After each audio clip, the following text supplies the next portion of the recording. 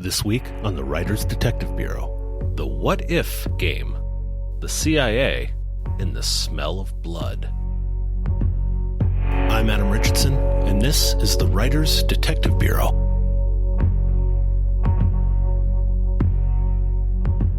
Welcome to Double Digits. This is episode number 10 of the Writers Detective Bureau, the podcast dedicated to helping authors and screenwriters write professional quality, crime-related fiction. ConvertKit.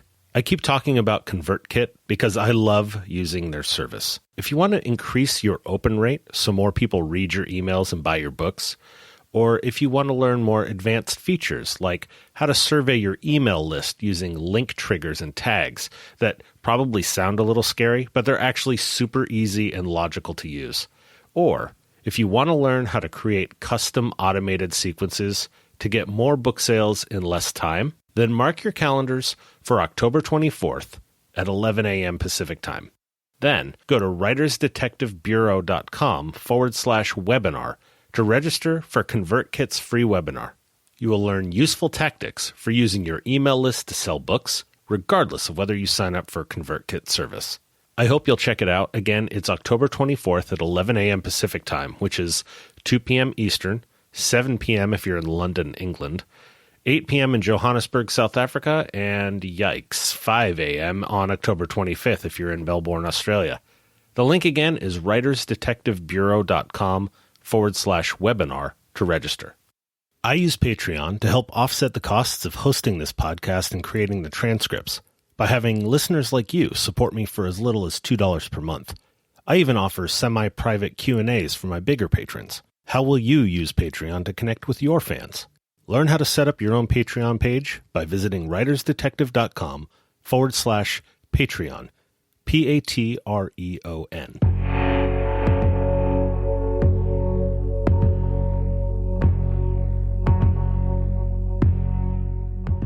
Let's talk about mindset.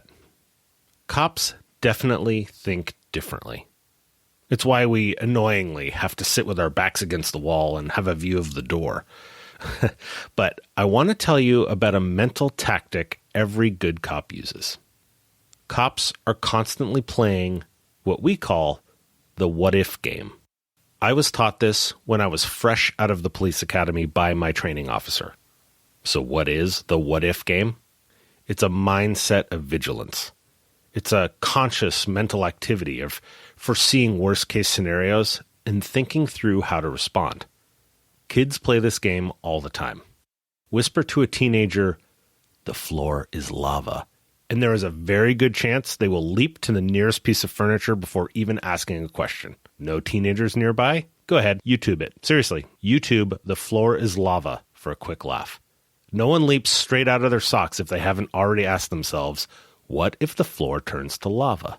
What if there's a zombie apocalypse this instant? Work it out.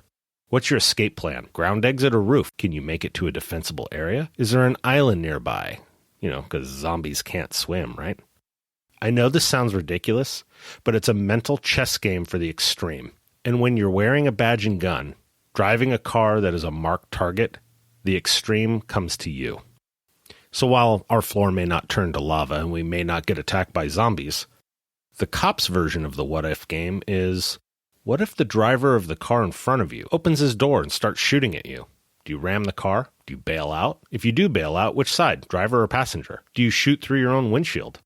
Every cadet in the police academy has thought about that question.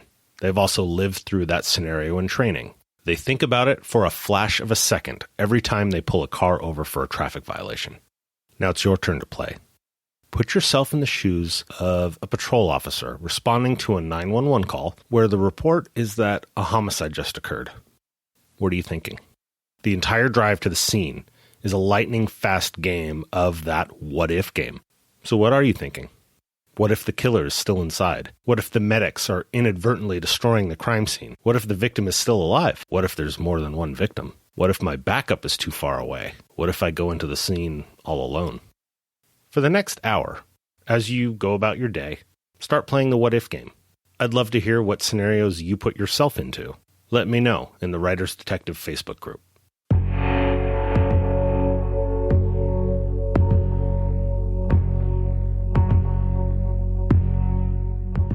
This next question is about the CIA.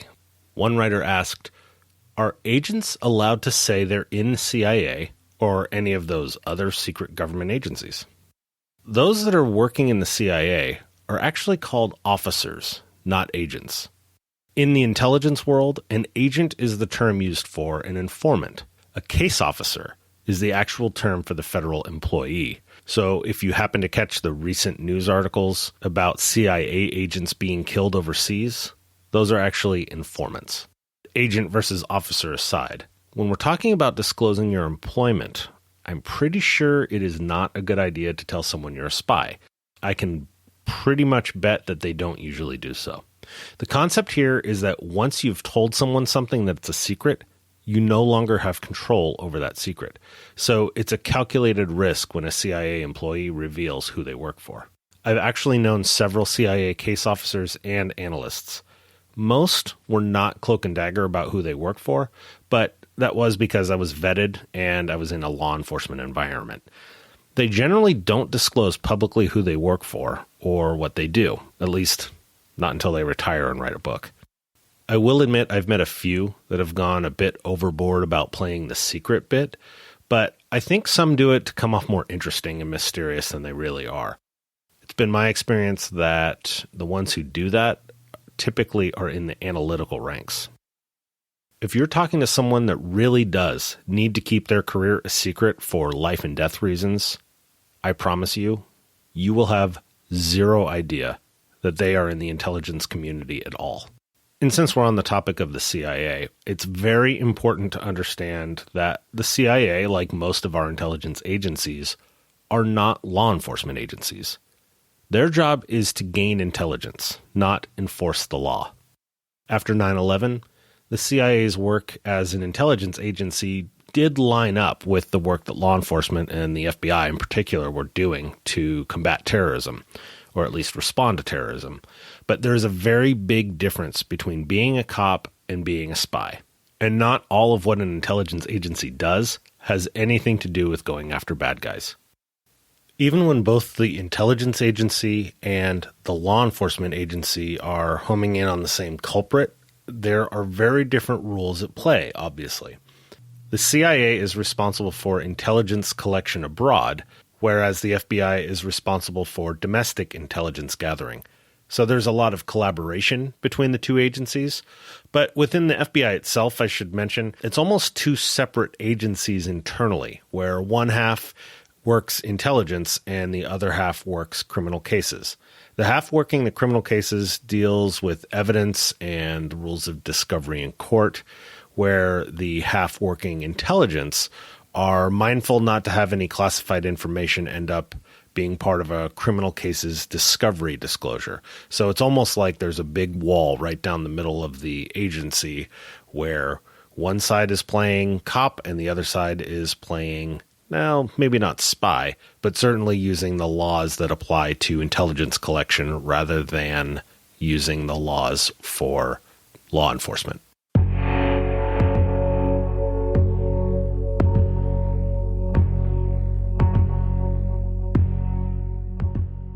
The smell of blood. Now, this is the last section of this podcast episode, so if being descriptive about blood makes you squeamish or triggers any kind of emotional response, you are more than welcome to end this podcast now. I promise you're not going to miss anything else, and I just want to say thank you for listening. So I'm just going to give a quick pause to make sure you don't hear anything you don't want to hear. Okay, thanks for sticking with me. Last week, I responded to the scene of an attempted suicide. Fortunately, this guy survived, but he tried killing himself by lacerating his wrists and his neck many times over a 9-hour period. When we got to him, he was alert, mellow, and very matter-of-fact about it all. We didn't talk about why he tried to kill himself, as we were just simply trying to keep him alive. That was the priority. But what I really wanted to share was what struck me about the scene. This has been the most blood I've seen at a scene.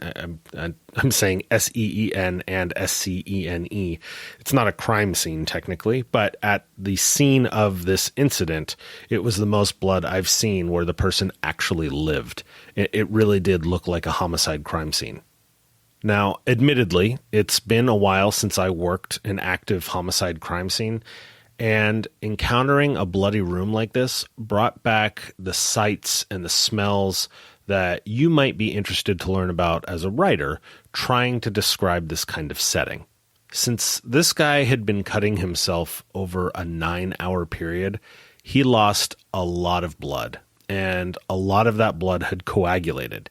Now, normally you think about coagulation like, you've cut your finger pretty well and you've finally got it to stop bleeding. And it's that kind of in-between period where that really runny blood has turned into a slightly thicker consistency, as you're sneaking a peek under your bandage like you shouldn't do.